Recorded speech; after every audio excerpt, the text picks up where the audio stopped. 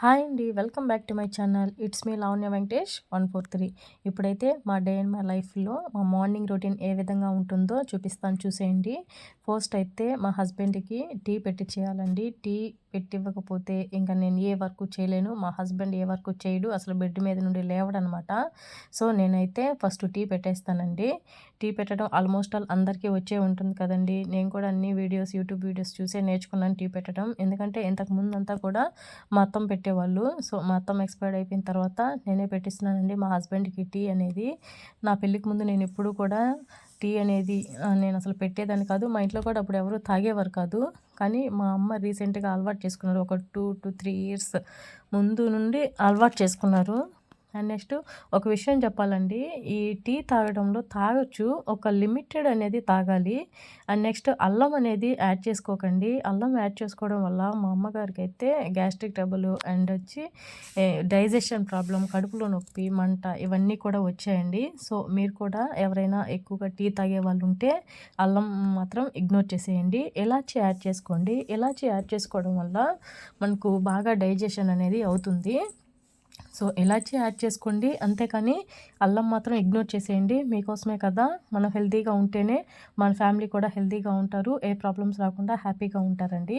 So ఇంట్లో ఎవరికి బాగాలేదన్నా కూడా మనం కూడా కొంచెం బాధపడాలి కదండి, ఎందుకు అంత దూరం. సో టీ తాగే వాళ్ళు కొంచెం అల్లం మాత్రం ఇగ్నోర్ చేసేయండి.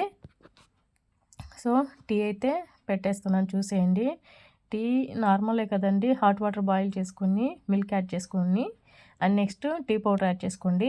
అండ్ నెక్స్ట్ షుగర్ యాడ్ చేసుకోండి. అండ్ ఆఫ్టర్ ఇలాచీ యాడ్ చేసుకోండి. చెప్పాను కదా ఇంతకుముందు, ఇలాచీ యాడ్ చేసుకోండి. అల్లం మాత్రం వేయకండి. నేనైతే వేయనండి, అసలు ఇలాచీ వేస్తాను. సో టీ అయితే బాగా బాయిల్ అయిపోతున్నాయి. ఒక 2 to 3 minutes బాగా బాయిల్ చేసుకున్న తర్వాత ఇంకా టీ అయితే ఇచ్చేసేయండి.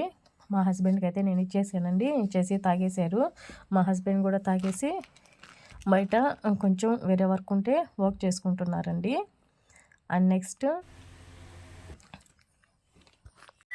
యూట్యూబ్ ఎవరైతే చేస్తున్నారో అండి, కుకింగ్ వీడియోస్, ఏ వీడియోస్ అయినా కూడా అసలు చేయడం చాలా అంటే చాలా కష్టం అండి. ఎక్స్పీరియన్స్ అయితే తప్ప చెప్పలేము. అదేముందిలే యూట్యూబ్లో వీడియోస్ చేసేస్తారు, పెట్టేస్తారు అని అనుకుంటాం, కానీ మనం చేస్తే కానీ మనకు తెలియదు ఆ కష్టం ఎలా ఉంటుందో.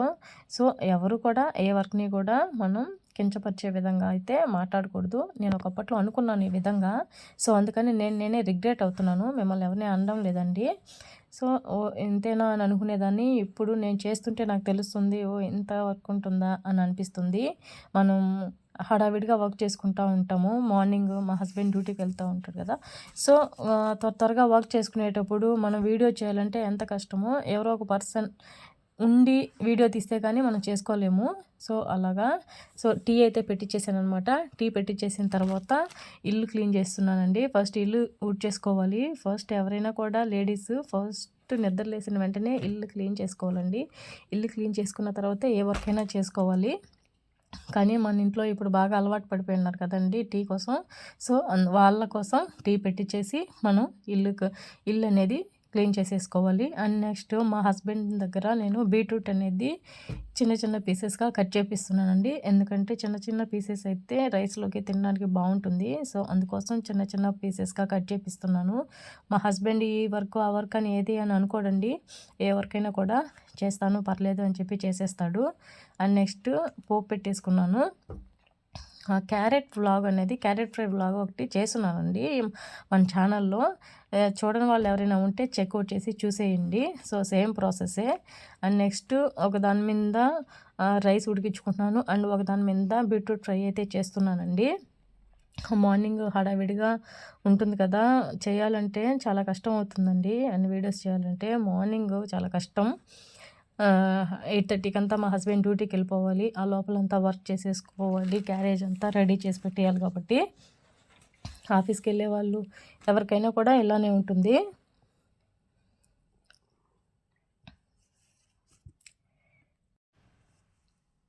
సో బీట్రూట్ ఫ్రై కూడా రెడీ అయిపోతుందండి. ఇంకా పప్పుల పొడి వేసేసి సాల్ట్ చూసుకుని పక్కన పెట్టేసుకున్నారంటే అయిపోతుంది. సో అంతేనండి. అండ్ నెక్స్ట్ మా కిచెన్ చూసేయండి ఒకసారి, కిచెన్ ఎలా ఉందో. అంతా యాజ్ యూజువల్ నార్మలే కదండి కిచెన్ అంటే. ఎలా అందరి ఇళ్ళలో ఎలా ఉంటుందో మాకు కానీ అలా ఉంటుంది. కాకపోతే అందరికున్న ఫెసిలిటీస్, బెనిఫిట్స్ మాకుండవు. కొంచెం మాకున్నంతలో మేమైతే ఉంటామండి. అండ్ నెక్స్ట్ ఇంతేనండి ఈ వీడియో. మా హస్బెండ్ అయితే ఇంకా డ్యూటీకి వెళ్ళిపోతున్నాడు. Thank you for watching this video. Video కనుక నచ్చినట్లయితే లైక్ చేయండి, షేర్ చేయండి, సబ్స్క్రైబ్ చేయడం మాత్రం మర్చిపోకండి. మీ ఎంకరేజ్మెంటే నాకు వీడియోస్ చేయాలన్న హ్యాపీనెస్ అనేది ఇస్తుంది. సో థ్యాంక్ యూ అండి. Thank you for watching this video.